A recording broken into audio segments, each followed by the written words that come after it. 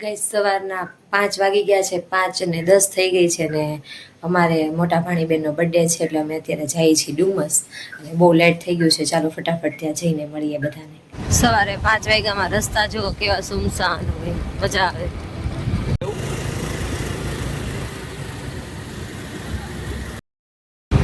મિત્રો 5:45 વાગી ગયા અને હવે અમે સુરત એરપોર્ટ થી થોડાક જ દૂર છીએ. આ આવી ગયું આપણું સુરત નું એરપોર્ટ. જો કે લાઈટ ચાલુ હોય કે ના હોય, એરપોર્ટ ઉપર તો હોય જ. હું તમને એક વસ્તુ બતાવું. સવારમાં આપણે ઉઠવામાં છે ને કેટલી ભીસ પડે અને આ લોકો જો સાયકલ ઈ છે ને અમારી જેમ ડુમસ આવતા હોય ને એવું લાગે છે. તું આમ જો, તને કહું હેપી બર્થડે. હેપી બર્થડે નો કહેવાનું હોય, થેન્ક યુ કહેવાનું હોય. ચોકલેટ ક્યાં છે? પિનલ માંગતી હતી. દેને મને આપને. પિનલ માંગતી હતી જો. તમે સીધા આવી ગયા એટલે ગભરાઈ ગઈ. હે? હાલો. કઈ ચોકલેટ આપે? મોટી આપે કે નાની દે? કેવડી દેવાની છે એને? મોટી દેજે. ઓહો, આમાં હવે 3-4 ખાઈ લેવું. એ ભાણી બેન, એ ઢીંગલી લે હાલે.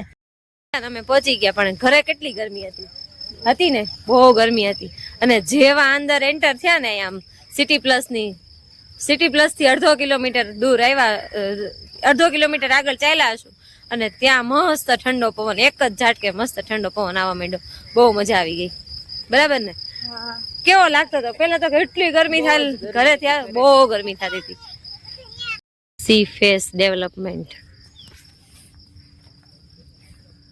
મસ્ત, એકદમ મસ્ત બનાવી નાખ્યું છે. આપણે છે ને બધા બહુ થોડોક ટાઈમ પહેલા બહુ આવ્યા, શનિ રવિમાં રજામાં. આમ જુઓ ટ્રાફિક જુઓ, કોઈને કઈ નડતું જ નથી. સવારના 6 વાગ્યા હોય, 5 વાગ્યા હોય, આવું સાચી વાત. આ નજારો એક નંબર.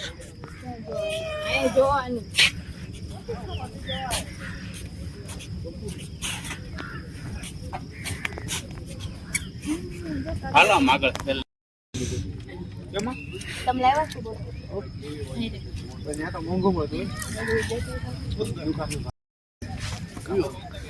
સુરતની પબ્લિક છે ને ફરવામાં માસ્ટર છે. આમ જો તો ખરા, સવારના 6 વાગ્યામાં પબ્લિક. આ અમારું પબ્લિક. થોડા ગાર્ડન છે ને એ થોડુંક યુનિક બનાવ્યું છે. થોડુંક આમ ફોરેનમાં કેવી રીતે હોય એ ટાઈપનું થોડુંક આપ્યું છે. બાકી આ ટાઈપનો નજારો છે અત્યારે સવારના 6-6:15 વાગ્યાનો. હા જો બાયધા પછી દાંત કાઢે છે. જોયું? હે હમણાં કેવું હતું? હા, કપલની ફોટોગ્રાફી ચાલુ છે અને અહીંયા છે ને અમારે ભાણીબેન નું ખાવાનું ચાલુ હોય. અમારા ભાણીબેન ને સવારથી ઉઠીને સાંજે સુવે ને ત્યાં સુધી ખાવાનું જ જોઈ. દેવું મને તો દે ચેવડો. આ દેવું આમ જો બધા ફોટા પાડે છે ને એમાં ઈ જોવે છે. આ એક આખું ગ્રુપ આવ્યું છે. એ મીસુ, હું રમ છો? હે? આમ નાના હતા ત્યારે અમને આવા કોઈ રમકડાઈ ન લઈ દેતું. મીસુ બોલ તો ખરી તું કઈક. ઓય એ મૂંગી, એ મૂંગારામ, કાંઈ બોલતી નથી. જો આ વોકવે પણ છે ને પેલું કરેલો છે, રિનોવેશન કરેલો છે મસ્ત. અહીંનો આવો કઈક નજારો છે. લસરપટ્ટી ને એવું છે આગળ.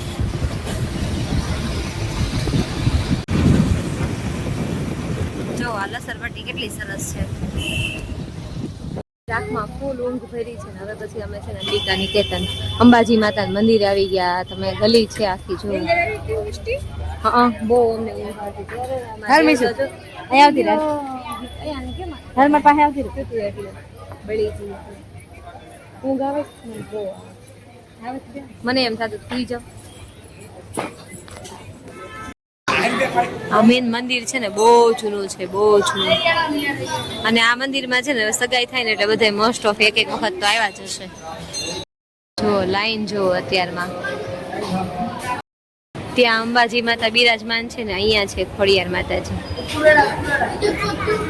આગળ છે ને અંબાજી માતાની મૂર્તિ છે મને એવું લાગે છે સોનાની હશે આખી કાચથી મઢેલી કોઈને ખબર હોય તો કમેન્ટ કરજો આખી કાચથી છે આગળ આપણે જઈએ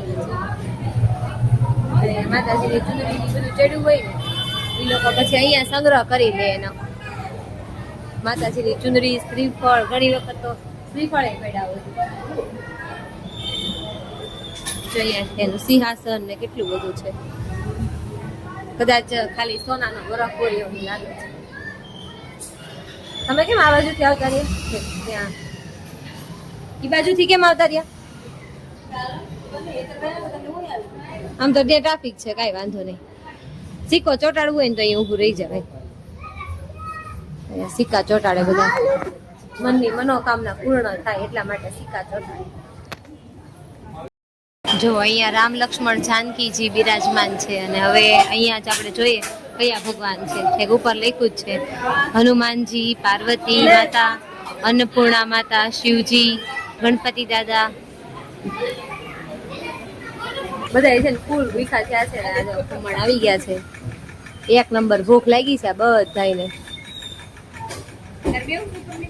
પિલર કેટલા કિલો ખાઈ જાય અરે કિલો માં આપણે ચાલે કિલો નહીં 2 કિલો ખાઈ જાય રામ મારો રામ જાણે પણ પછી છે ને બધા સમોસા ને ઈદડા ઉપર તૂટી પડ્યા છે ભાણીબેન ખાઈ છે જલેબી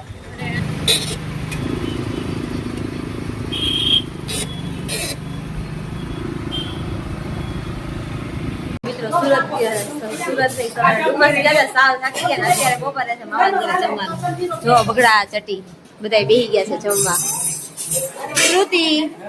શ્રુતિ મેડમ હાય આની ભાણકી હું લાડ છો હું ખાઈ છે મારો દીકરો ખમણ ખાઈ છે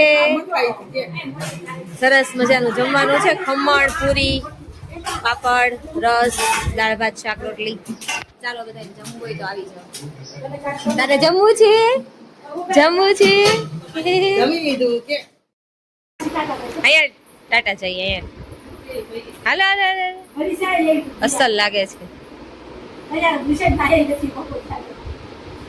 એમ જ ભાઈ